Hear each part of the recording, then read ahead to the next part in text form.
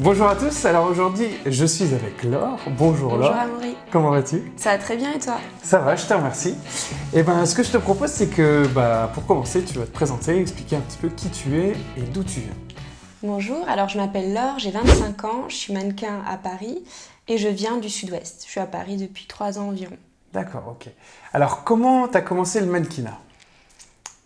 En fait, je fais du mannequinat depuis à peu près 2 ans et demi. Ouais.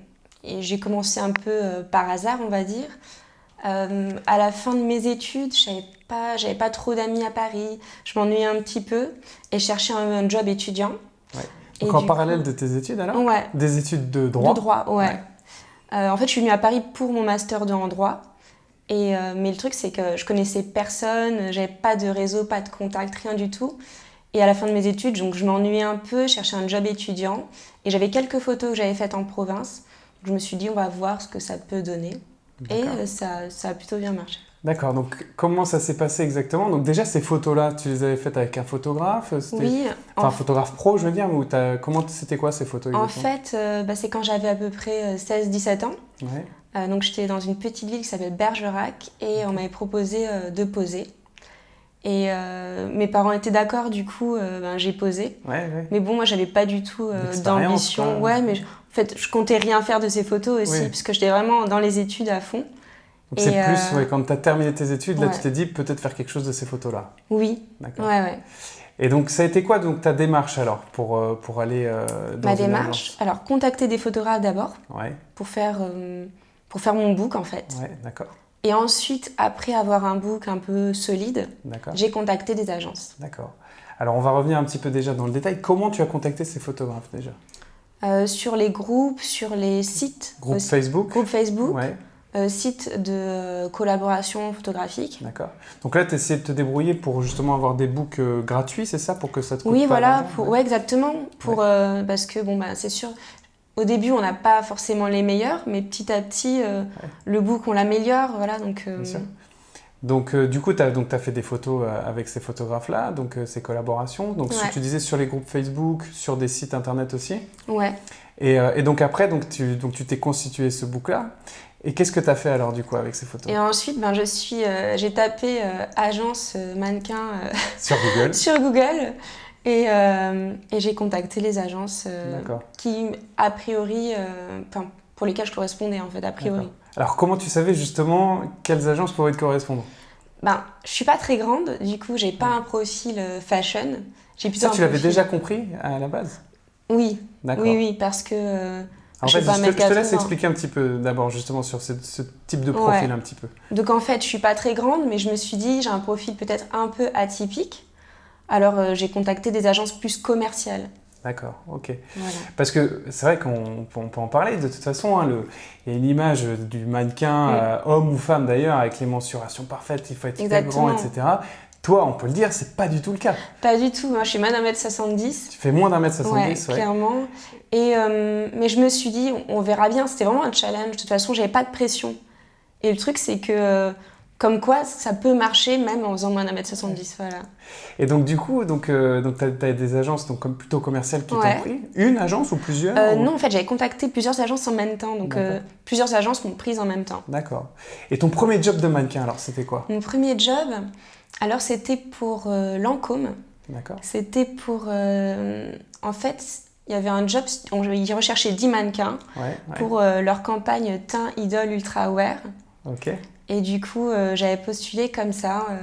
C'était photo, vidéo, c'était quoi? C'était vidéo et photo. D'accord. Ok. Les deux, c'était un gros projet. Ah oui, c'était un gros truc. Ouais. Et donc la diffusion, c'était quoi? C'était en magasin, Alors à là, la en télé? l'occurrence, c'était une diffusion interne. D'accord, ok. Mais 3 mois plus tard, Lancôme m'a rappelé. Ouais. Et sur les 10 filles, en fait, on a été 3 à être appelés. Ah et ouais, là, par contre, d'accord. c'était une diffusion Galerie Lafayette, site internet, réseaux sociaux. Donc, Ah d'accord, ok. voilà. Ah super. Ouais. Et donc du coup, selon toi, c'est quoi les étapes là, si quelqu'un justement regarde cette vidéo-là et veut devenir mannequin, Ouais. par quoi il doit commencer? C'est quoi les premières choses importantes à faire selon Se toi? constituer un book. Ouais. Un book valorisant. Donc, moi, en fait, c'était plutôt un book portrait. C'était pas, je cherchais pas de toute façon à défiler ou quoi. Donc, c'était Ouais. vraiment portrait avec les expressions. Ouais, un book solide. D'accord. Contacter des agences. Ouais. Plusieurs agences, selon toi. Voilà. Ouais. Oui, plusieurs agences. Moi, je bosse avec plusieurs agences. Ouais, d'accord. Donc, contacter les agences. Parce que les agences, c'est elles qui nous emmènent les gros jobs. Ouais. Donc, tout seul, on peut bosser en free. Je fais aussi un peu de Tu fais freelance. aussi un peu de freelance, ouais. Mais c'est pas les gros jobs qu'on a avec le freelance. Ouais. Alors effectivement, c'est vrai qu'à Paris, il y a les agences, il y a le freelance, chacun peut trouver, mais c'est vrai qu'il y a un potentiel énorme, je pense, à Paris sur le marché freelance, et il y a un marché donc, qui n'est pas officiel, qui est un peu sous-jacent, Tout à fait. qui est grand et qui mérite d'être exploité aussi. Ouais. Bien sûr, c'est vrai que les gros jobs, en général, sont quand même via les agences. Via les agences, ouais, clairement. Donc c'est vrai que c'est cool si on peut faire les deux. Ouais. Et donc, on a un petit peu parlé tout à l'heure, mais donc selon toi, est-ce qu'il y a des critères pour devenir mannequin? Est-ce que tout le monde peut devenir mannequin selon toi? Pour moi, tout le monde peut devenir mannequin, clairement. Ouais. Faut pas faire 1m80 nécessairement. Qu'est-ce qu'il faudrait être un peu atypique, je dirais. Ouais. Être un peu différent. D'accord. Donc, ouais, mais c'est vrai que effectivement, les critères physiques peuvent être importants dans certaines agences ou d'autres un peu moins. Donc, ce qu'il faut comprendre, c'est exactement ce que toi, tu as compris assez vite. C'est de comprendre quel type de mannequin on peut être. Pour toi, c'est vrai que de toute façon, tu as très vite compris que ça allait être difficile de faire des défilés, etc. parce que tu es un peu petite. Et en plus, moi, maintenant, j'ai terminé mes études et je travaille en tant que juriste. Oui. Donc, à temps plein en CDI. D'accord. Donc, j'aurais un job... Si j'avais fait 1m80, j'aurais pas pu faire tous les défilés. Ça entraîne beaucoup plus de jobs de ce type-là. Ouais. Donc moi, c'est des jobs, des publicités que je fais. Plus concentré en plus en termes de jours. Voilà. Et du coup, c'est ça aussi pourquoi je t'ai demandé de venir, que tu as un profil très intéressant, c'est que justement, toi, le mannequinat, en fait, tu jongles avec le mannequinat, tu as deux boulots. Ouais, j'ai deux boulots, clairement. Et donc, tu es juriste à côté, en fait. Ouais. Alors, comment tu arrives en fait à jongler entre ces deux travaux? Alors, c'est pas évident de concilier les deux. Ouais. À toutes mes pauses d'âge, pratiquement, je vais courir à des castings à l'autre bout de Paris. Ouais. Le soir, faut avoir envie. Faut avoir envie. Ouais. Souvent, je bosse 7 jours sur 7, en fait. Ouais. Parce que je bosse aussi les week-ends pour le mannequinat. Ouais. Je prends des jours, quelquefois, il y a des shoots... je passe de 6h à midi, ensuite moi j'enchaîne, j'ai une réunion à 14h avec mon boulot. Ouais, c'est assez sportif, mais franchement c'est un plaisir parce que dans mon boulot de juriste, je suis assise toute la journée devant mes ordinateurs à traiter des dossiers. Et par contre, le lendemain, je peux être sur un job, c'est hyper amusant en fait. Ouais. Et comment tu fais justement si un jour tu as un job, un jeudi par exemple, tu es censé être au boulot, en tout cas ton travail de juriste, comment tu fais du coup? Alors je prends un jour... Tu arrives à t'arranger pour prendre des jours? Ouais, je m'arrange. Mon boss est assez cool, donc j'ai de la chance de ce côté-là. Il sait que tu fais du mannequinat? Absolument, ouais. Donc ça, c'est vachement intéressant. C'est vrai que du coup, on se rend compte que tout est possible. Donc moi aussi, prendre le mannequinat... D'avoir deux carrières, tout à fait. Et parce que tu peux le prendre, le mannequinat, justement, à plusieurs degrés différents. Tu peux le prendre en bonus, après un peu plus. Toi, finalement, c'est vraiment du 50-50, quoi. Ouais, parce que même quelquefois, je fais des jobs à ma pause déj, en fait. Non, c'est donc dingue, en 2 heures, je dis, bon, ben là, j'ai 2 heures, je cours au job et je reviens. D'accord. Ah, mais c'est génial. Et qu'est-ce que le mannequinat t'a apporté, selon toi, si ça t'a apporté des choses? Ouais, ça m'a apporté des choses, déjà. J'étais très timide, j'avais pas confiance en moi du tout. Donc là, forcément, on se sent un peu valorisé, on se sent un peu accepté. J'étais vraiment très mal dans ma peau, donc... Ah ouais, d'accord. Ouais. Mais c'est vrai qu'on parle beaucoup, on pense d'ailleurs que les mannequins sont très sûrs d'eux, etc. Alors déjà, quand ils commencent, pas forcément, et même d'ailleurs, des mannequins qui travaillent déjà depuis longtemps n'ont pas confiance en eux. Donc c'est pas un prérequis. Par contre, on demande de développer ça, parce que sur les photos, il faut quand même... Il faut avoir une certaine assurance sur les photos, mais ça se développe en fait. Oui, tout à fait. Alors là, je dirais pas que j'ai une confiance très élevée en moi, mais je vois que mon profil marche malgré... Même si je me sens pas forcément hyper bien dans ma peau, mais mon profil marche, donc je me dis pourquoi pas. T'as progressé dans ta confiance en toi. Ouais. Et tout à l'heure, justement, juste avant de commencer cette interview, tu me racontais que tu étais dans une agence un petit peu plus fashion et après plus dans des agences commerciales. Est-ce que tu peux expliquer du coup en quoi ça a changé ta carrière finalement, justement de comprendre ça et de cibler une agence en fonction de ton profil? En fait, alors j'ai démarré dans les agences commerciales, puis j'ai eu l'opportunité d'intégrer une agence plus fashion. Donc je me suis dit, bon, bah là, je vais avoir des meilleurs contrats, ça va être mieux pour mon profil. Et en fait, pas du tout, parce que les castings, c'était des castings hyper fashion et j'étais avec des filles de 1m80. J'étais vraiment, je me sentais mal et ridicule. Et au final, j'ai quitté cette agence. Ouais. Et là, je suis de nouveau dans les agences commerciales. Et la semaine dernière, une agence commerciale qui me dit ton profil marche super bien. À la rentrée, ça devrait bien marcher. Donc, c'est comme quoi, en fait, il vaut mieux être dans des agences qui nous correspondent vraiment plutôt que... Parce qu'on se dit, en fait, les agences fashion, c'est le Graal, en fait. Ouais. Alors que pas du tout, et ça change justement. Et au final, c'est pas là où il y a forcément les meilleurs budgets en plus. Exactement. Parce que tout ce qui est pub, etc., ça paye plus que des shoots photos. Exactement. Parce que tu as des droits d'image, bon, tu as aussi des droits d'image sur des photos, mais tu as des droits qui peuvent être tout à fait. télé. Moi, ce que je vis, c'est plutôt les campagnes, les publicités télé, les pubs. Oui, tout à fait. Alors, justement, est-ce que tu as un gros job comme ça qui te vient en tête, que tu as fait justement plus J'avais fait la campagne Fanta, donc c'était des affiches partout, bus, métro. Ouais, génial. Ça, c'était cool. C'était en France, à l'étranger, ça C'était France, mais c'était assez cool. Ensuite, la campagne Lancôme, ça a été vraiment... c'est ce qui m'a lancé au final. Ouais. Et tu as fait June aussi, d'Air France? Ouais, j'ai fait June Air France, là je suis sur leur site. Ouais. Là, donc là, tu es sur leur site internet et tu es aussi... tu es dans les avions aussi, non? Ou pas? Non, je sais pas exactement. Je sais plus justement, mais parce que j'avais pu voir... c'est possible, ouais. D'accord, donc tu avais fait aussi... donc Air France, ça c'était très cool, ouais. Ah, c'est cool. Et justement, c'est quoi alors selon toi les avantages et les inconvénients du mannequin? Alors à mon niveau, étant donné que j'ai 2 jobs, c'est la grande flexibilité que ça impose en fait. Ouais. Parce que quelquefois j'ai loupé des gros jobs parce que j'avais une réunion avec des clients le même jour et c'était impossible d'annuler. Donc une grande disponibilité, grande flexibilité que je n'ai pas tout le temps en fait. Ouais, d'accord.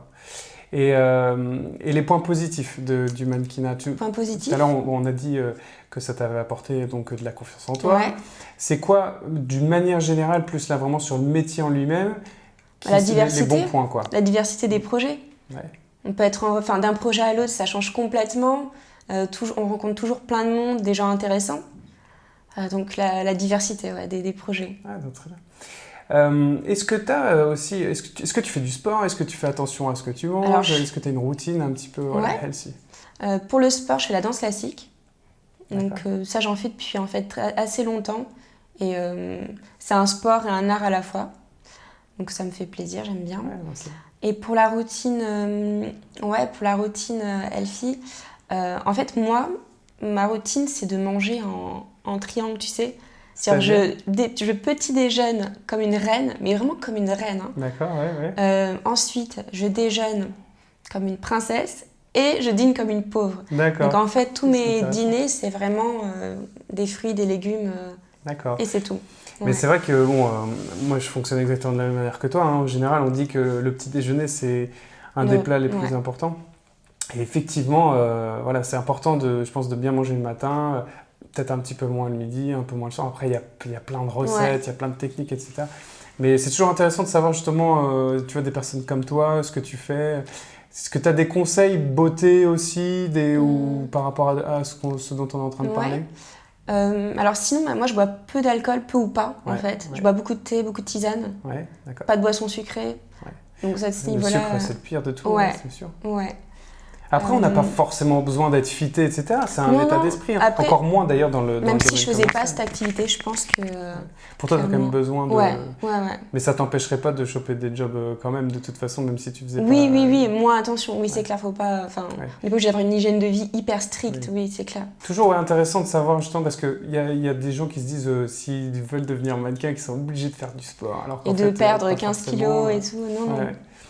Un dernier petit message, justement, s'il y a une personne qui nous regarde et qui veut devenir mannequin, s'il y avait donc un message à transmettre ou une idée, qu'est-ce que tu dirais? Une idée, c'est cultiver sa singularité, je dirais. Sa différence, en fait. Parce que c'est vraiment ça qui va faire notre force, en fait. Moi, je sais que, avant, j'étais hyper complexée par mes cheveux. Ouais. Et en fait, dans le mannequinat, les cheveux, en fait, mes cheveux afro, c'est ce qui fait ma force. Quand on dit métisse afro, souvent, on pense à moi. Donc, cultiver sa singularité.